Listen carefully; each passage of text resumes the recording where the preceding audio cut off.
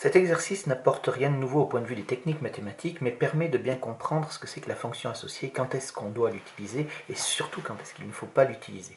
Alors, on vous donne une fonction f ici, qui est une fonction affine toute simple, f de x égale x moins 2, et à l'aide de ces fonctions, on en définit deux suites. Donc, vous voyez que la première, c'est un égale f de n, donc c'est bien une suite définie de façon explicite. On donne donc le terme général un en fonction de n, et ici, une suite récurrente, c'est-à-dire V0 avec la donnée du premier terme et la donnée d'une formule de récurrence qui est donnée à l'aide de la fonction f.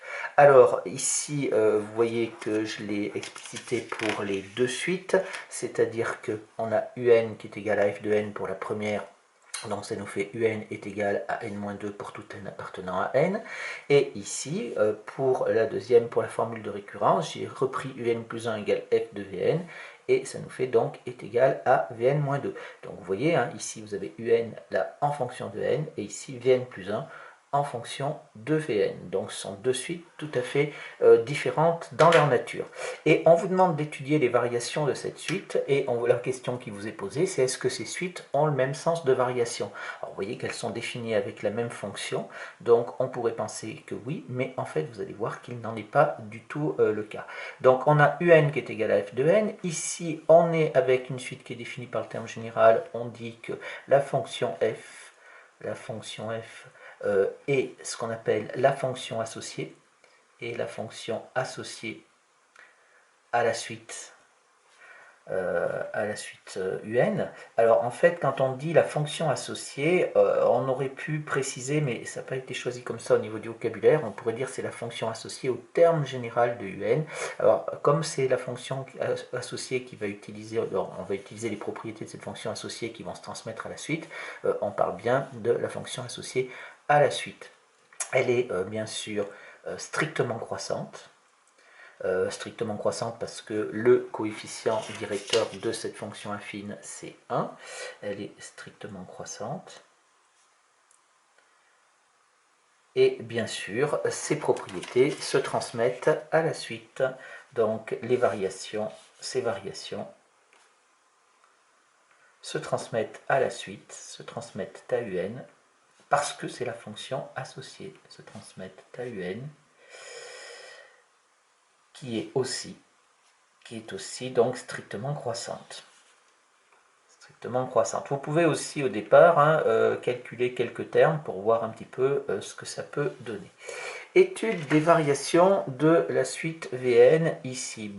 Regardons, on va le faire. Tiens, calculons quelques termes.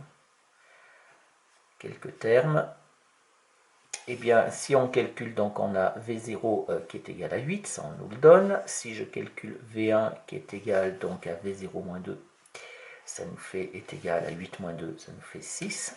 V2 qui est égal à V1 moins 2, ça nous fait donc 4. Et vous voyez que ici, elle est décroissante, puisqu'en fait, on voit qu'on va enlever 2 à chaque fois. Donc déjà, vous voyez que la première est décroissante et la deuxième est décroissante. Alors pourquoi ça? Tout simplement, ici, la fonction Vn, et ça, c'est la fonction f, ça, c'est surtout, c'est ça qui est très important, n'est pas, et je dis bien, elle n'est pas, d'accord, très important, n'est pas la fonction associée à Vn. La fonction associée à Vn. Pourquoi? Parce que c'est la fonction qui a permis de définir la formule de récurrence, mais quand on parle de fonction associée, j'insiste lourdement, c'est qu'on parle de la fonction qui correspond au terme général ici. Et donc, qu'est-ce qu'on fait ici toujours pour étudier les variations?